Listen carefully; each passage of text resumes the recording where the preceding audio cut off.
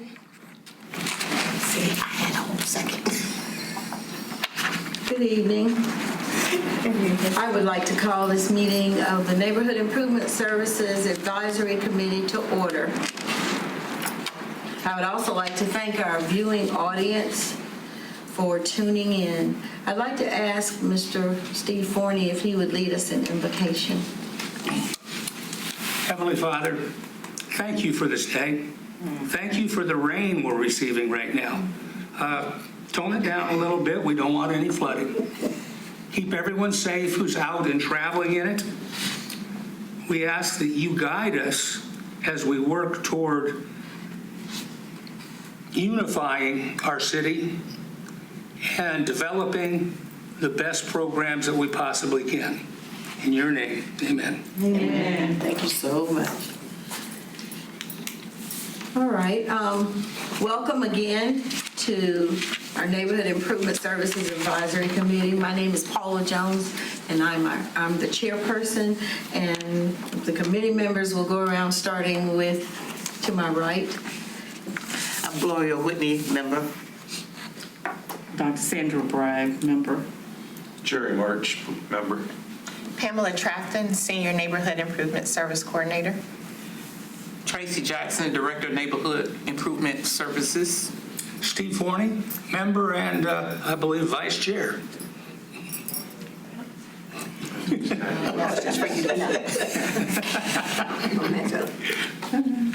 Marsha Wright, member. Okay, memento. Okay, and let's go to the adoption of the agenda. Let's see. Has everyone had an opportunity to review the agenda? Are there any changes or additions to the agenda? I'm going to remove number 5, the appointment ceremony. 5. Oh, yes. I have that on here. Otherwise, I'll make a motion to approve. Second that motion. Motion has been presented and properly first and second. All in agreement? Aye. Aye. I said all in favor, say aye. And all opposed, same sign. The motion is carried. To hold the appointment ceremony, am I correct? Did I do that correctly? Y'all can tell me. Thank you. All right. Let's go on to the approval of the minutes. Number 6. Has everyone had an opportunity to review the minutes of February 26th and April 22nd?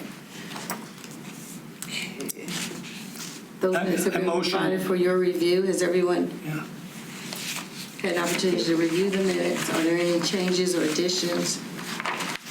I motion to approve the minutes of February 26th. I was not here for the April one. Is there a second? I was not here either, but I'll second with the necessary corrections to be made, if there is any. On the April one? February. February.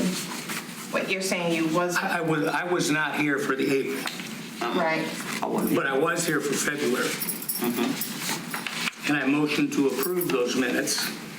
Even though Because you I weren't here. No, I was here for the February. Sets of minutes. There's 2 sets of minutes. There's 2 sets of minutes there. So do you want to do it separate then? You have Yeah. to. When You have to. You have to. Okay, so just do the February one, because you're present on the February one. That's the one that I have underlined.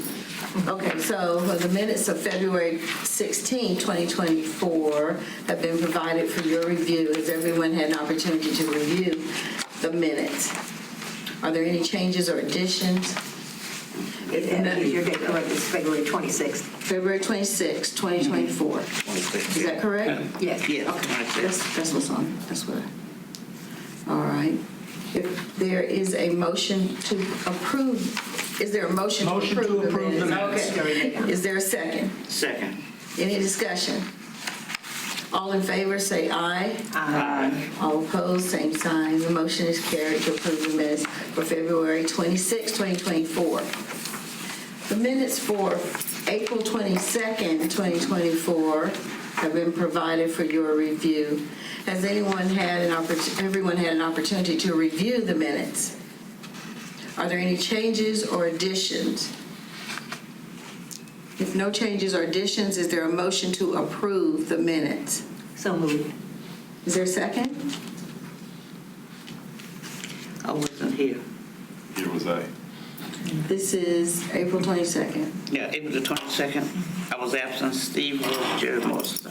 That's why he made it and said he wasn't here. He wasn't here, And I yeah. said I second it with it being this necessary corrections made after that, because I don't know what was here or not. Right. Well, then So I'll then- rescind my motion and move that the minutes of April 22nd be approved with any necessary corrections. Correction, right. Okay, so let's clarify. It has that you were listed absent on those meetings. So you were absent on April 22nd, so that is correct in the minutes. So in regards to approving the minutes, Ms. Wright moved it as she I was. rescinded that motion. Yeah, she was. She was sent, It okay. was voted on. My original motion was to approve the minutes, but I rescinded that motion. Okay. Because there's no one here that was here present with me. So my motion is to approve the minutes with any necessary corrections. Correction. So I don't think you have to be present to second Make a motion. because you have the minutes In front of my hand. I told you that. And then But in this circumstance, if someone reads these, they may ask why someone who's not here Okay. acted, moved or seconded. well, that's what I was saying. So if I move with any necessary corrections, those can be made at any time. Right, so that's why I'm thinking, because you were present and you made the motion, that it can be seconded at that No, point. well, I won't say no, but it's my practice. She can't. Anytime I preside, that I don't do that. So I don't know how you would want to proceed with these. Looks like we gotta bring out Robert's Rules of Order. Can we table that one? We can table that one until next April 22nd? meeting. Yeah, we can table it, Until next meeting? and we'll get clarification. And I'll look For at it. future. Can Paula do it as the chair? She can't. She is a member. No, No, not as the chair. Yeah, she can. Okay, she has to bring the motion. I read that. okay. That one. Yeah. I know you don't need But we'll get clarification on the second or the motion. corrections. That's- And it just depends on the organization. Like I said, running a nonprofit, I never do that. You have to have been present to second, to make a motion or second, which is why I changed my motion. We'll get clarification for you. Yeah. And we'll bring it to the committee so that for future references. Okay. So we're going to table, we will table April 22nd, 2024 minutes for further clarification. Let's go to number 7, Planning Board update. Mr. Steve, nice to see you. Yeah. This time of the year is basically, Unified Development Ordinance text amendments. The one thing I can report on is by no particular date, but 2025, they're going to have a Wawa up there, We keep hearing that. on Gum Branch Extension. That's a neat place. I've been in the one in Virginia Beach a Yeah, few times, yeah. and my brother loves it. Sure, West. Well, Western Extension, yes. Okay. I was gonna say, the one on Well, wait, Western's no, being no. done. The next It's a one's- combination. It's there at the intersection across from Lowe's Food. Yeah, that's the second Oh, one. that's what that's The gonna first be. one is being built by Jaggers. On the other side of that big church over there, that land that's clear. What would they do about the road? I get educated every time from you. And it's called a Didn't know about the what, Steve? McDonald's until you Wawa. brought it up. A Walmart. Wawa. Wawa. Oh, I thought you had another Walmart. Yes. We should put a Walmart out of. I have no idea what that means. I don't know, but I just already have a problem getting down Gum Branch, so I don't know how are those people gonna get out of Deerfield and down at Lauderdale? Just be thankful you're not getting a Buc-ee's. I don't care about a bucket, that's 99, now, isn't it? That's one of those that have 99 service stations. And Jacksonville is small enough to put in a bucket. Let's move Can you on. get around? Can we go to number 8? Mr. Steve, are you done? I'm sorry. Yes. No, thank you for that update. I look forward to the hot dogs. They have good hot dogs, y'all. They do. Make my own. Neighborhood initiatives, Ms. Pamela Trafton. Yes, ma'am. So, are you doing the slides or? Okay. So our nonprofit executive directors, the meetup was this past Friday, June 20th. I unfortunately was not present. However, the topic was nonprofits with insurance. So we had guest speaker with SIA. Our next one is September 19th. And all of our meetups are scheduled from 11 a.m. till 1 p.m. And we're hosting them at the United Way building on Cheney Avenue. And this one particularly is for our executive directors. Next up, we have our home ownership. So when we met back in April, this was the slide that was presented to show the state of construction as of our April meeting. As of today, this is what you will currently see when you're driving down Cox Avenue. The floor plans are the same floor plan, so it's exactly a 3-bedroom, 2-bath home, right around 1,000 square feet, a little under $200,000 in purchase price. The requirements in purchasing this home, when you go to our next slide, is that you must attend our home buyers education course that take place. The next one is September 7th. We are currently taking registrations for this class. It is $25 per person. All classes are done on Saturdays from 8 to 5. After you have completed the class, we do one-on-one counseling sessions. The counseling sessions allows us to look at your credit report, look at your finances, make sure that you are ready to become a homeowner. We kind of do the pre-qualification before you're moving into speaking with the lender. It's also to make sure that you're mentally prepared in becoming a homeowner, understanding what it means to go from renting to becoming a homeowner. One of the other classes that we also require you to take is our money management class. Again, these are on Saturdays. This class is free. Our next one is August 17th, which is again a Saturday from 9 a.m. till 1 p.m. at the latest. So those 2 classes are what we require for you to be able to purchase a home. The houses that are being built on Cox Avenue will require the buyers to qualify for a mortgage.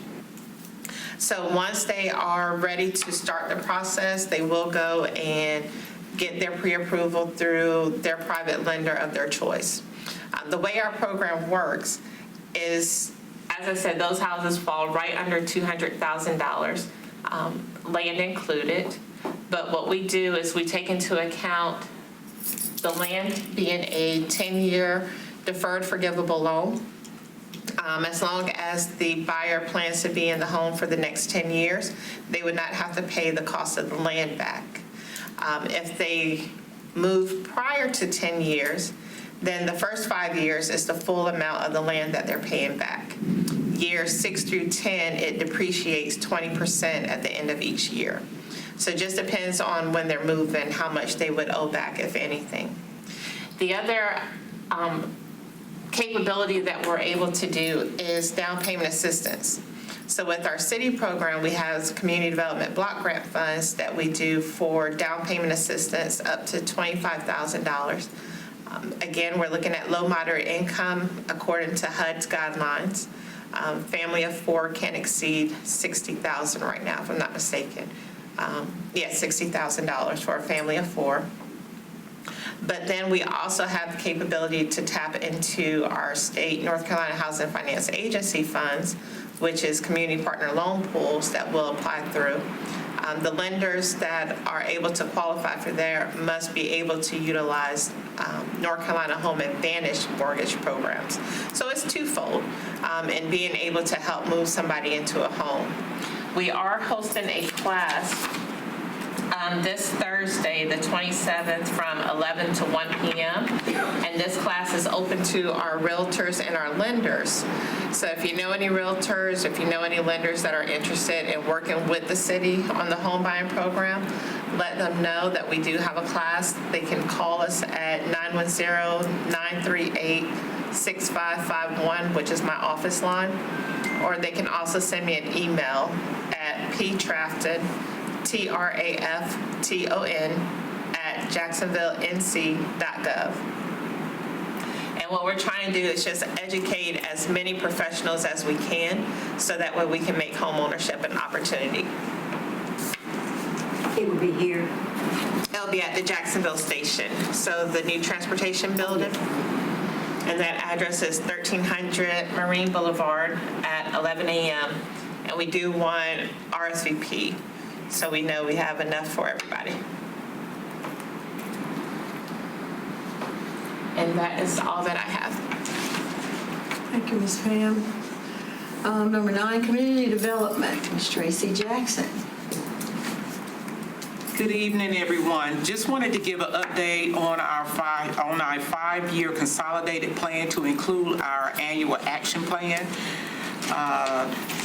That plan has been approved by City Council, and now it will move to being implemented into the information disbursement system where HUD will go in and approve the plan.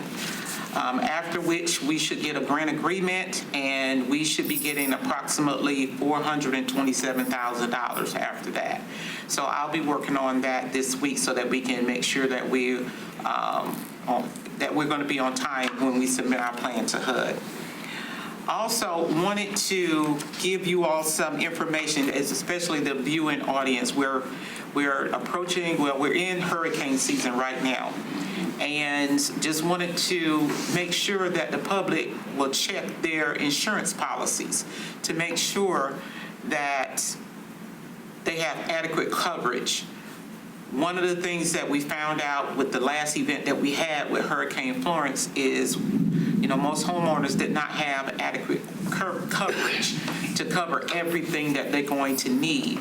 So make sure that when you go to your insurance agents, that you have questions like, is this a replacement cost, or whether or not they're going to have depreciated costs, so that you can prepare to be able to have those gaps addressed.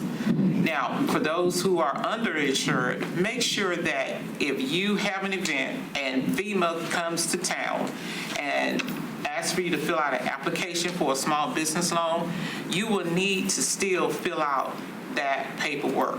In order to access my CDBG funds, I've had so many people call and say, I need some help, but one of the questions that I have to ask is whether or not you filled out the paperwork from FEMA. And if you did not fill out that paperwork for FEMA, I cannot help you because there's no way for me to make sure that you don't get duplication of benefits. So fill out the paperwork and get your letter generated. If your letter is shows that you are entitled to some FEMA money, then you have to accept that FEMA money. Sometimes those business loans, they turn into grants. You never know. But you have to accept what they offer you. And then what my money can do, as far as HUD money, can go in and fill in the gaps. So let's say you had a $8,000 claim for your roof, and the depreciated value is only $4,000. You have a FEMA letter to say that you are entitled to $2,000. So then I could come back and give you the extra $2,000 because that's not a duplication of benefit, and I have documentation to say that. So don't turn down going in and filling out the paperwork. A lot of the agencies, the North Carolina Department of Public Safety and FEMA and those agencies, they said that is the biggest barrier, is that people just do not come in and fill out the paperwork. And they have to fill out the paperwork to be able to access other federal grants. So first and foremost, check your policy and make sure that you have adequate coverage that's going to cover things like a roof, like anything like if you have a leak and all of your ceilings come down and all of the water comes in because, you know, the rain event is sitting on top of your house and then it causes flooding. So just make sure that everything that could happen, your insurance policy will cover that. We are in hurricane season, and just please make sure. We don't want to have a lot of people who need assistance and I have to turn them down because they just don't have the adequate paperwork. What's the likelihood that someone could secure what they don't have but need to have, and it's already hurricane season? That's a question that I'm quite sure You people will ask. you can still go in for the wind and hail insurance policy. Once that storm hits, or if it's in the zone, Yeah, then you once, cannot. But like right now, there's nothing churning out there. You can go ahead and get a wind and hail policy. right. So as long as nothing is pending out there, And then you can get a still flood get water insurance. policy. They're not the same. Flood insurance is not. It is not the wind and same. hail. It's wind and hail. Yeah, they're separate. Yeah, it is. And it's hot. And that's separate from homeowners insurance. Right. So just, I advise you to please go to your insurance agencies and talk about your deductible. I know it's cheaper to get the $5,000 deductible, but if you have a $5,000 deductible and your roof costs $8,000, your insurance company is going to only write you a $3,000 check, and that cost is still going to be $8,000. So just make sure that you have adequate resources that's going to be able to help you. And first and foremost, when FEMA comes to town, if it has been a declaration, please make sure that you fill out the paperwork. Okay? Now, and one other question that people, and I don't mean to belabor, but I hear this all the time, which is why most people that I encounter don't do it, is that they have to put their home up as collateral. Would that be correct? You mean for the SBA? For FEMA? No. Because the last time we had something, I know during, was it Florence or maybe the one before that, I ran into so many people who said they just wouldn't do it because they said that they're going to take my house. And submit, they need to check with their insurance company, so. Yes, you need to Yeah, check because with if it's in the insurance, there's none of that. Yeah, because if you think about in recent years, like after this last episode, if somebody received the money and didn't use it what it was for, then you had fraudulent that they came back for. But they came back for restitution, not for the house. Right, so if they cut you a check and for $10,000 and you use it for something other than getting your house repaired, then yes, they can come back and get your house for that. So make sure you use the funds for what it's supposed to be for. And that's unrelated to insurance. Yeah, but like I talking- said, yeah. that's why, when you talk about insurance, you're really talking to a whole lot of people who have no clue about any of this, don't know who to ask. The people they're asking may not have the right information. Right. And they have no means of, because there's no money in the household. Right. And so, when you're on committees like this, people will stop you and ask you about these issues. So do you anticipate there's some type of a workshop somebody's going to be doing, or is there any plan for that? I work closely with Onslow Strong. There were talks about them doing it again this year like they did it last year, but we haven't finalized anything yet. So there may be still an opportunity to do so. I do know that there's some interest from the last meeting that we had, North Carolina Department of Insurance. They said they would be glad to come down and, have a forum where they just come and give out this kind of information. That sounds like a But good one- idea. Yeah, I really. want to say one thing ahead of that would be, like you said, right now, but there's no storm out there.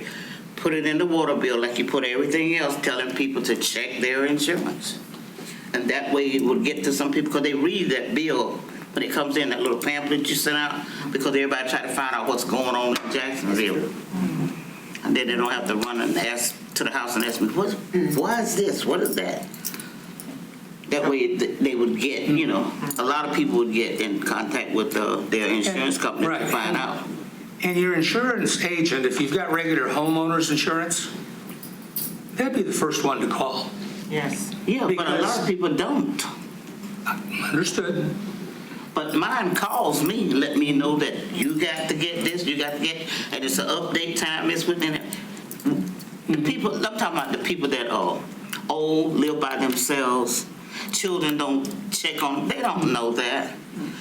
We got a lot of old retired military people that don't know nothing about that. They just know to go to the store, get their medicine, and come back home. I said, what is that truck doing down there? So I'm saying, if you get something that the kids can come to the house and read to them, say, look, right here, I need to check your insurance, you know, RT or whatever, then maybe they'll let them do it because they're stubborn anyway, you know. Because my neighborhood, all military behind me. We moved in when we were all retirees, and now they are 80s, diabetes, in wheelchairs and all this kind of stuff, you know. And we're right behind the academy. That's what we know. Willow Woods. Well, we'll see whether or not we can put it in that public service insert that they have coming out, because I think they've already done one for the holiday that's coming up. Oh, yeah, because I take it out and check to see what you got in there to But yeah, advise the people. We'll check with Put trash media and cans see away whether or and not we stuff. can add something into the next one. Okay. All right. Anything else, Ms. Tracy? Nope, that's all I have. All right, thank you for that information. One city, our city, my city moments. Just wanted to share that in the past, I want to say the past week and a half, we've had 2 events. We had one celebration for Juneteenth at the Riverwalk Park. I think both of the celebrations was at the Riverwalk Park. One was held by the Georgetown Renaissance Committee. The other one was held by the Jacksonville Onslow Committee. And it was a great turnout. They were nice. Very nice. The one on June 19th. Wednesday. On Wednesday, I did attend that one, and it was a great success for for as many people as they had down there. So we're very happy of the turnout and the exposure to educate the public about Juneteenth. So I want to thank everyone for participating in both events, and hopefully we can continue on bringing that celebration. Are they still running the ones that the Civic Affairs did for the? Yes, they also did the Civic Affairs event, and I just saw it today, so they're still running that one today. They did tell people that it was. Yeah, they did that on that Friday before the 15th, I think. Channel 10. And it's still running on G10. So we had like 3 city-sponsored events. It was nice. I walked through the first one, and then on Wednesday I took my chair and sat down and enjoyed all the kids. Really enjoyed that. There were lots of children, and that's what you like to see when you go to things. That's what I like to see when I go to things like this, and singing and dancing, and so it was well attended. Kids like to get The violinist, she was very She was good. great. Yes. That was great. We were in the Galveston, Corpus Christi area, April 15th through the 21st. Wow. Did you see any history there? Yes. And then we went up to San Antonio, Okay. all kinds of history. All righty. So I was going to mention the Juneteenth downtown for the one city, our city, my city moment. I'm glad we're still having things downtown at the waterfront. I hear a lot about the Gators. And they are present down in the river down there and behind the courthouse as well. And we ask you to please, I'm going to ask you to please heed the signs that say do not feed the gators and turtles and take your scraps and put them in the trash can or take them home. Please don't feed the wildlife. They wait for it to come. They get used to that because it's an easy meal. And they'll eat your dog, they'll eat you, they'll eat whatever. So don't feed them. Eat your dog. Don't. I want to highlight Bountiful Blessings. You may not have heard of it because it's formerly the food bank at St. Julia AME Zion Church. And they were able to obtain a grant and which required them to have a name, so they are now called Bountiful Blessings. They still distribute food on Friday at St. Julia AME Zion Church down on Kerr Street. Every Friday, rain or shine, unless it's a holiday, rain or shine, they are there. So don't forget to come down on Friday, and I'm happy to say that they have secured a new name. They're now called Bountiful Blessings, to let the viewing public know. Do we have any more One City, Our City, My City moments? I do. I want to thank Ms. Pamela for directing me in the right direction. Through the winter, I was going through neighborhoods and finding street lights out. So I approached her and was like, is this the city's responsible? Who's responsible? She pointed me towards Jones and Duke. And Duke's website is phenomenal. You just pull up the map and you click on the light that's a problem and you report it and you say what it's doing, and they fixed it within a week. The last one I did, Jones Onslow, you send them an email. I took a picture of the pole number, sent it to them, fixed it within a week. Oh, that's great. All those in the viewing public, if you see your street lights out, Mine there's went your out right in resource. front of my house that we called Duke. 3 days later they came. They said they had a bunch of them out. I don't know what happened, but everything was dark on the street. I thought everything was out because of They don't know unless you report it. But anyway, they You're there. fixed it. That's good. I didn't know that about I did know that that each pole has a number, Yeah, it does. an ID number, and also a something about sea level on the pole as well. I can't remember what that part is, but something about sea level on the pole. But I didn't know about that. I'm on Duke Energy, so I'm glad you told me. Yeah, I'm in the neighborhood that has both, so I But have to also, go. if there are people going around with, what's it called, yard sales, they're not supposed to attach those signs to those poles. No. You need to put them on a bracket and stick them in the ground. I have them I every just Saturday realized coming what out you're trying to bang them yard sales signs. And I go outside and say, ma'am, don't you do that. It's not supposed to be, that's not your pole. And they try to hook it to the stop sign. No, that's not, people don't know when they get here. Leaving the trash can out when they go out of town, we gotta move those out the way. It's getting really bad now. I'm serious. Every Saturday, everybody come out. One lady said she watched me. And I stood there and watched her for about 15 minutes. I said, don't do it. I'm going to call the city because that is not your pole. You're not supposed to attach anything to it. I learned that a long time ago when we were sitting on the boards. You're going to take a hammer and bang it in the hole, and then they say it makes the poles rot. And then that's what happened with, And I said, she said, how am I going to do it? I said, just buy those little things like when you're running for office and stick them in the ground. So finally she left. I don't know if she came back, but I was determined if she went and put it on the pole, I was going to take it off. I was going to be on the news, and I told you the same thing. I said, I won't be on the news for taking that off, because I seen him about a week ago. So my question would be, are those city poles or are That's those? what I had to ask Pamela, because the previous community I lived in, the city pays for every light, so when they're out, they don't pay for them. And that gets them fixed faster. That's not the way it functions in this community.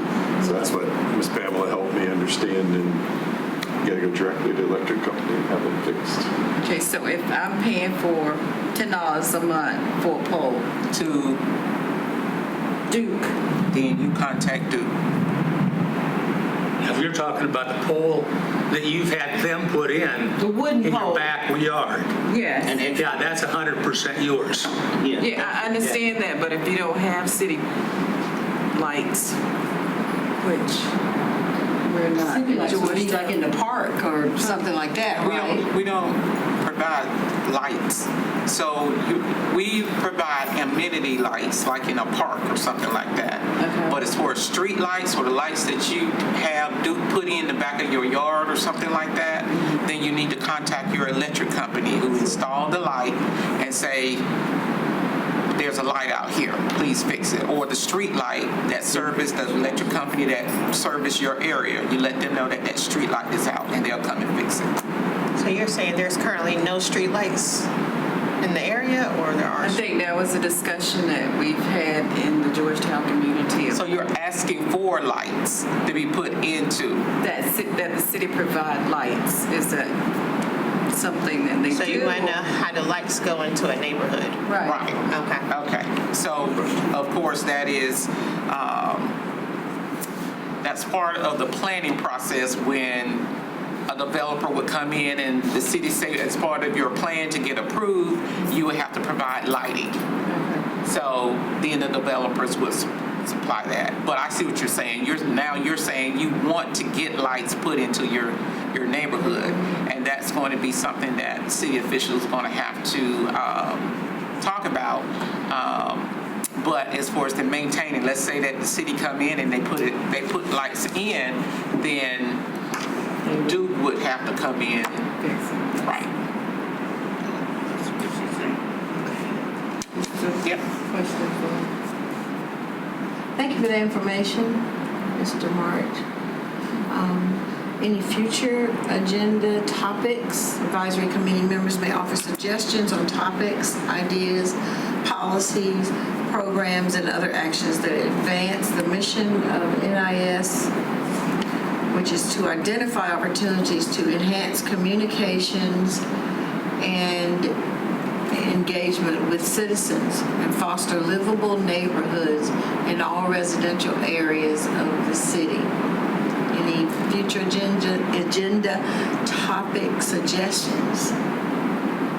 Well, is that what you would put under future agenda topics? I've got her. Because we're not talking about a community that is under development or proposed development, that somebody has bought and is going to build something. We're talking about a community that's been there forever. Just doesn't have things other communities, other neighborhoods do. Right. Because they were put there from the very beginning, Right. not even after annexation. Right. So then, I wrote it down under questions so that way I can try to get an answer for you before next meeting. Yeah. We'll follow up and have an answer. So Dr. Bragg attended a meeting that that I'm sure is of importance to us and to the viewing public, and she's going to give us some highlights and information about this meeting. Dr. Bragg? I attended on the 23rd of May, the Community Land Trust Workshop that was held at the Convention Center in New Bern. We had a panel of expert practitioners on how North Carolina Community Land Trusts provide safe and affordable housing. We learn about the various community land trust models and how to balance wealth building and sustainability challenges that they face, current and in past and in the future environments. And how they're looking at moving forward with their community land grants. Community land grants basically create a pathway to free up properties and provide affordable housing for a diverse and affordable workforce now and for the future. So one of the presenters, well, we had three presenters that have community land trusts. One was Durham Community Land Trust. They've been in existence since 1987. and Sherry Taylor is the executive director. And their land trust was developed because of some historical reasons around housing. The urban renewal program in Durham, a black neighborhood that's on Burton Street. So that was kind of their beginning. So, and they do like community land trust. They have like two approaches. One is like for preservation and one is like for production. So preservation is like wealth building, helping people to build wealth. And production is an ongoing affordability, like renting to people. And they showed their housing areas and talked about the number of properties that they have obtained. So people basically can afford to buy or rent and not lose the property. It's like it could go 99 years and it could be turned over to someone else in your family. It could be traditional homeowners. It could be helped with the mortgage. So private nonprofits are the ones that all three of these community land grants, and there's others in North Carolina that was not present for the presentation. So they're in Raleigh. They established their community land grant in 2018. There's one in Asheville, Buncombe County, their land grant. They started it somewhere around the same time, 2008. Maybe it was a little bit early.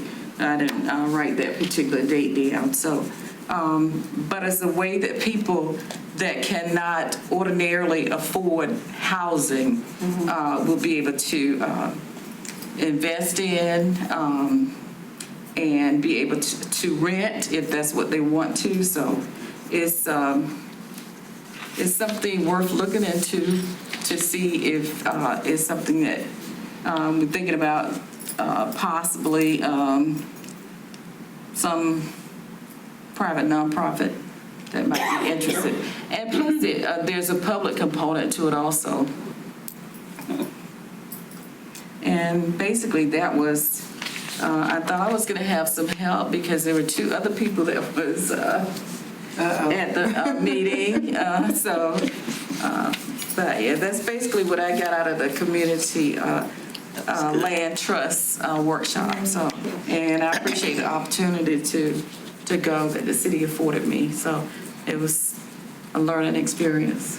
I will add that Bishop Will Smith, he attended along with Councilman Brian Jackson and along with Reverend Hardison.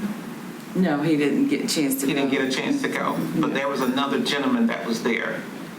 I can't remember who he was, but it was another gentleman there. Mm-hmm. And after they listened to the concept and all of that, I brought in the moderator, which was Tyler Mulligan. Mm-hmm. He was a professor with UNC School of Government, and he basically helped write policies and all of that, dealing with the land trust in North Carolina. So he would be a wealth of knowledge if the Georgetown Preservation Society would like to have them come down. But, that group would need to decide on moving forward based on the exposure that they have from the session and whether or not they want to pursue having a land trust in Georgetown. So it was a very interesting session, and when we talk about, the basic thing that a land trust would do is, protect the owners and their lands, and also it will give them a lower tax rate so that they won't get taxed just like a private citizen, but they will get taxed like a land trust, which is a different proration. So it's an interesting concept. It's been working for years and years, and a lot of people have benefited from that. Is it something that people in some way, if they are currently sitting in a home on land, and they're concerned about losing it to taxes, maybe that's already been paid for, but keeping the taxes up. I'm just wondering, is this organization something that would aid people in holding on to property that might otherwise leave out of the hands of the community and the family? I think so, if an organization would take it, because acquiring that type of property would certainly be able to go into a land trust. I do believe, the way I understood it. Because I was thinking about when I first came here, I was in '79, the Black Lawyers Association was working on land loss concerns. It was a project they were doing when we first got here. And because through research, they had discovered that the 95% of the land that had been acquired by African Americans at the end of and moving forward from the Civil War had been lost. They had accrued it, but it had been, and that's a huge, 95%, that's huge. And so, like you said, in this country, the most direct avenue the middle class has to wealth development is through home ownership, being able to acquire land and a home to live in. Because people have hit the lottery, but that's not everybody, and or inheritance. How can you pass on something when at one time you couldn't even own anything to pass on? And so I wondered if that was some things that they might. And I had seen a program on PBS during this month about Durham and their what happened to them during. You use the word too, and it's going away from it now. Urban renewal, yes, because it happened in my home, Cleveland, happened in Ernie's, Philadelphia, has happened around Howard University, where people, and really around a lot of our HBCUs, those schools were put in neighborhoods so that African American kids could walk to get a college education. And over time, those lands have been lost to people who are coming in. And I had a quote down here that I saw in something I was watching TV the other day, and I heard you were going. And this really took me when I saw it. It says, land is cheap when you don't know how to protect it. And that's what's happening to many people who have managed to acquire, could be a small piece of land, but it's got a house on it. And kids move and don't necessarily want to come back home, but that's an ongoing issue. It is. And people are losing land and losing homes because they are confronted by somebody who's willing to give them what sounds like a huge amount of money if you don't have any money. And all it really is enough to get you about 2 months ahead in your bills. And so then when you get ahead or you get caught up, then you look at yourself and you find that I'm still in the same position, and now my house is gone, and my land is gone. And then the person who acquired it from you, whatever they paid you, they're turning it over 10 times what they paid you in new housing and, things of that nature. So I see that, because I live downtown, see that all over the place in Georgetown. Yeah, Professor Mulligan, he offered his assistance, and in addition to his law students, that he would be willing to provide some information and assistance if that was something that, say, our organization, Georgetown Preservation, wanted to move forth, or another nonprofit wanted to move forth with. So that to get additional information. So it was a 2-hour workshop. So. You think there's some interest in trying to move forward on something like this right now, or not? There's not enough information out there yet to make it. Well, I talked to the president of Georgetown Preservation, and he's looking at it. He said he was going to come back and talk to Miss Tracy, Miss Jackson, about it. So, and we haven't had a meeting since I went to the training, or we went to the training, so possibly. Look forward to the discussion. Sounds like some good information. Thank you very much, Dr. Bragg. Any questions or comments? I do have our annual renewal for our Canon 8, which talks about the code of conduct for our advisory members. So before you leave, I have 4 that need to be filled out. Any other questions or comments? Key dates. July 4th, City Hall is closed, 4th of July. August 3rd, Running with the Law. I miss running. Running from the law. Wait, no, it's Running with the Law. With the law. Oh, my goodness. August 6th, National Night Out. Is National Night Out still going to be downtown, or has it moved to the Commons? No. Okay. Downtown. I have to say that was, that was something that I should have put up here under future agenda topics. I've had a lot of questions from people who actually live downtown about activities that are no longer downtown.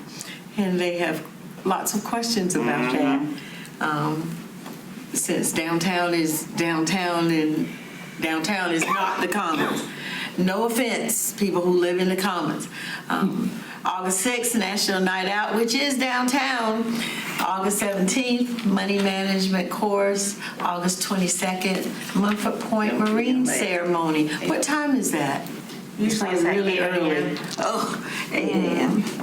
Okay. And I was going to say, for National Night Out, this is a great opportunity for our advisory committee members to participate as well. Join us. Meet within the, engage with the citizens, talk about what we do here, questions, concerns that they may have. So it's a great opportunity, even if you volunteer for about an hour or 2 or 3.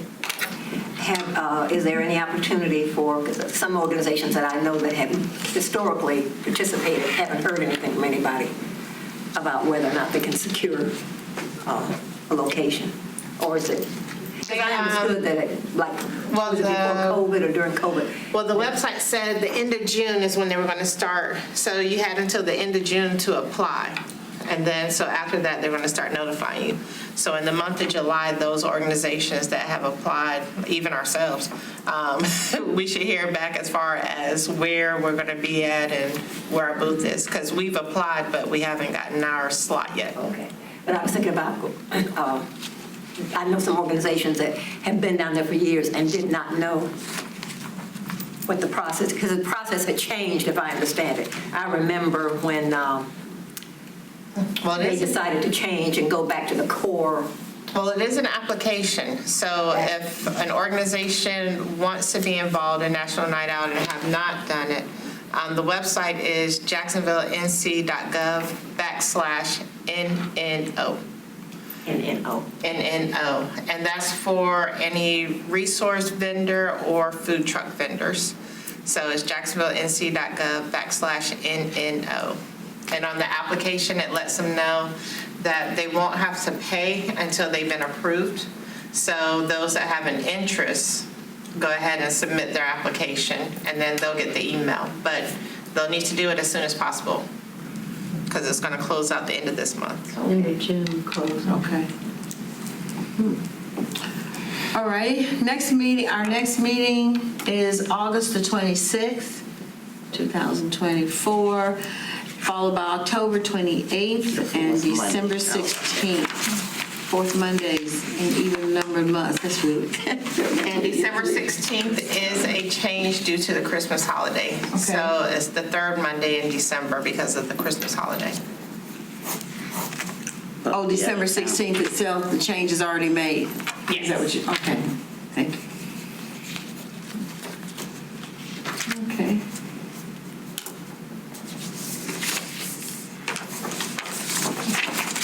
I think that's even on the city calendar. Yes. But just wanted to bring it to your attention because as soon as you said fourth Monday, I said, except for December. Except for December.